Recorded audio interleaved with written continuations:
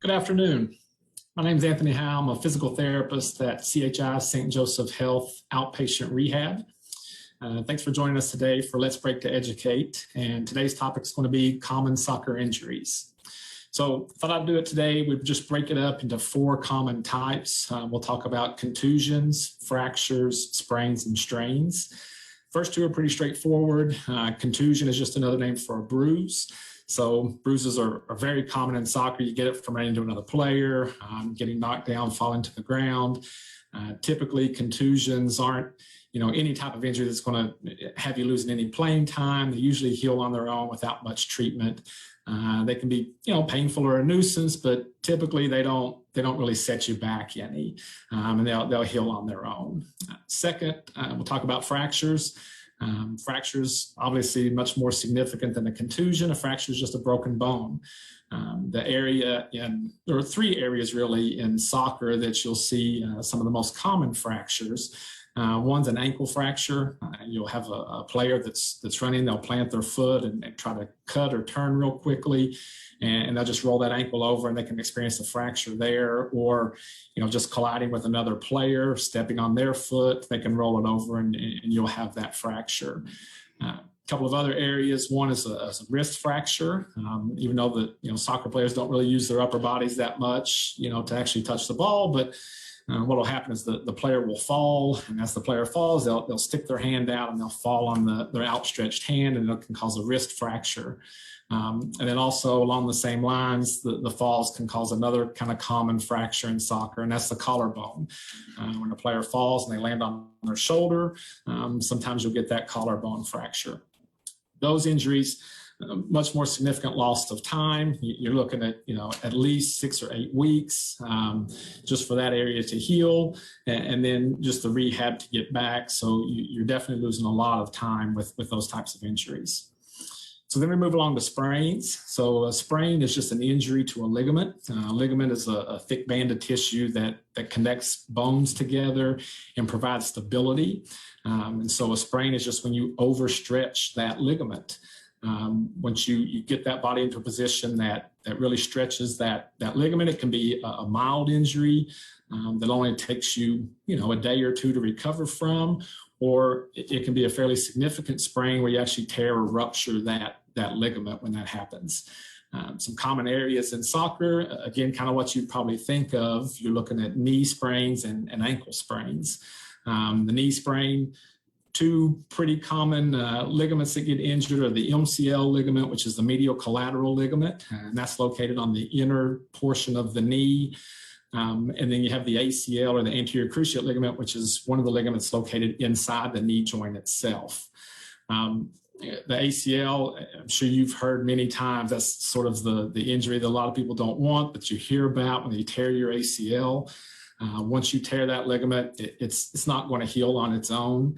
You're going to end up in surgery, and then you've lost your year of playing with that. Rehab, you're typically looking at 9 to 12 months to get back from that type of injury. A lot of times those are even non-contact injuries. Someone will plant and turn and they'll twist their knee, and there's that pop that you'll hear athletes always describe that they feel or that they hear when they tear their ACL. And a lot of people know right when it happens that something bad has happened, and it ends up being that ACL that's torn. And then we'll sort of move on to actually it's the most common injury overall in soccer is an ankle sprain. And so the ankle sprain it affects the ligament most commonly that's located along the outside portion of the ankle. Same thing when I was talking about the fractures of the ankle, the sprains happen a lot of times the same way. The player will plant their foot and they'll just roll that ankle over, or they'll step on another player's foot and they'll roll that ankle over, and that just really overstretches those ligaments on the outside of that ankle. It can be from a day or two you miss to several months, depending on the severity of that sprain. The tricky thing with ankle sprains is a lot of people will just put a brace on and think they're fine to go back, and they'll try to rush that rehab back too soon. And then one of the primary things that you'll see are actually 24% of all soccer ankle sprains re-injure or re-sprain that injury. So it's something you really need to watch for and do the proper rehab and heal correctly before you try to jump back into playing, because you're just going to end up setting yourself back a long time if you try to jump back in too quickly. That's a very common thing that you'll see, and that we end up getting in here in physical therapy, or people that have recurrent ankle sprains. That just prolongs that rehab, and that prolongs that missed playing time. So then we'll move on to strains. So a strain, as you know, is just an injury to a muscle or a tendon. So a sprain is a ligament, a strain is a muscle and tendon.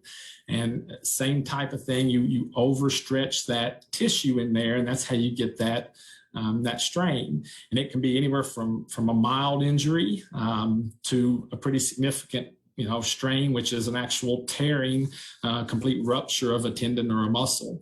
And those will set you back, same as with the other significant injuries, several months and missing a whole year of playing time with that. Kind of the common areas in soccer that you'll notice, most of the strains are the quadricep muscle, which is the muscle in the front of the thigh, hamstring muscles, which are the muscles in the back of the thigh, and then the calf muscles. You'll see a lot of strains there. And, all of them vary in degrees of severity, but, typically we see that the quadricep, strains are typically the ones that will cause someone to miss the most amount of playing time. Those muscles take a lot of abuse. They produce a lot of power when you're running. And so those will really set you back quite a bit if you injure that area. Looking at sprains and strains both, typically when that happens, when someone is affected by one of those injuries, they'll have pretty immediate pain. You can have swelling, you can have bruising, and all that depends on how bad the injury is. Typically with sprains and strains, if you end up seeing bruising, that's a fairly significant injury. That's just showing that you've torn something enough that you've caused some bleeding underneath the skin, and that's what produces that bruising color, the purple, green, black color that you'll see. And that again just kind of prolongs that healing time. Best course of action, if you have an injury like that, is just to focus on that RICE method. You may have heard of that before, but the RICE is, the R is just for rest. So quit playing, take the weight off that area, just let that area rest for a bit. The I would be ice, put some ice on it. Whether it's around the ankle, around the knee, wherever, just wrap you an ice pack around it for about 15 or 20 minutes at a time. C is for compression. So compression is to take an ACE wrap. You wrap that ACE wrap around that area, and it doesn't need to be real tight, but you want just a little bit of compression on that, around that joint, just to keep the swelling down. And then the E is for elevation. So the elevation is to raise that body part up. You want to get it above your heart to try to decrease some of that swelling in the area. So again, if it happens to be your ankle, typically you're going to need to lay down so you can prop that leg up so you can get the ankle above the heart, so you can get that swelling to decrease with that. And then, depending on the severity of it, if it's more of a significant injury, then you should probably go ahead and follow up with your physician or your physical therapist, or if you have a trainer on staff, someone to further assess it to see really, does this need further treatments or further diagnostic testing or imaging, whether it be x-rays or MRIs. As I said before, you don't want to jump back into playing on an injured body part and then just re-injure it again, and then you're setting yourself back too much. Looking at injuries, if you encompass all the injuries and you think, all right, so what do we do about that? You really have to start talking about prevention. So prevention starts in the off season. You want to be working in the off season on getting those muscles stronger, working on your agility, your quickness, and working on your speed. For soccer, you really think about working on, your hip muscles, your knee muscles, your ankle muscles, all of those areas where they take a lot of the abuse and a lot of the power when you're trying to run and stop and kick and plant.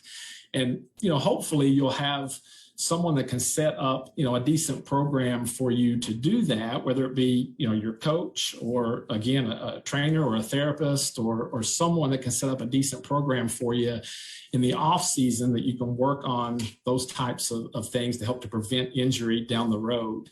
The stronger and more flexible you are going into the season, the much less risk you have of injury when you go at it that way. So also think about before games and before practice that you also warm up.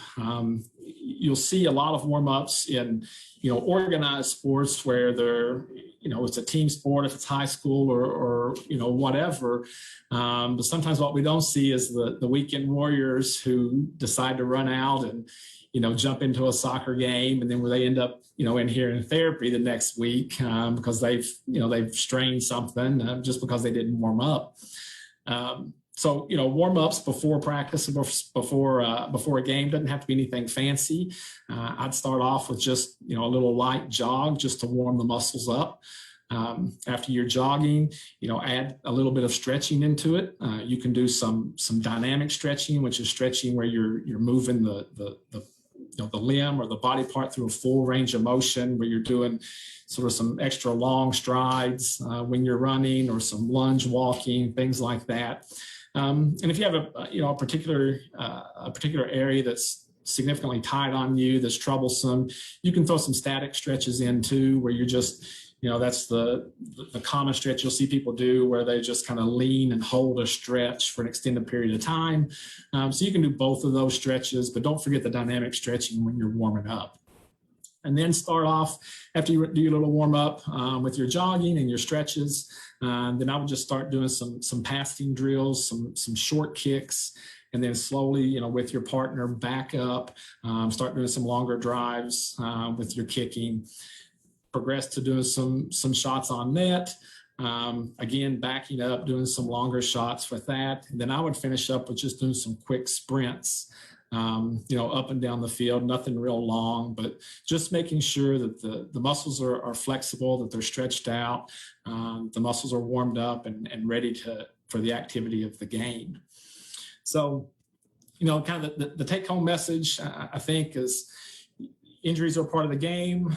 Most people deal with some sort of injury during their playing career, but if you prepare for the season by doing your preseason, your off season workouts and getting stronger, warming up before the game, you can really decrease that risk of injury. And then also thinking about if you do get injured, making sure that you really rehab that injury before trying to get back in too soon. You'll end up setting yourself back if you try to jump back in too soon, and just prolonging that rehab time and missed game time. So hope this was educational for you guys. If you have any questions, always feel free to call us here. I'm actually based at the Office Park here at St. Joe on Harrisburg Road. You can call us at 859-313-1699. And thank you for joining me for Let's Break to Educate. And you guys have a good afternoon.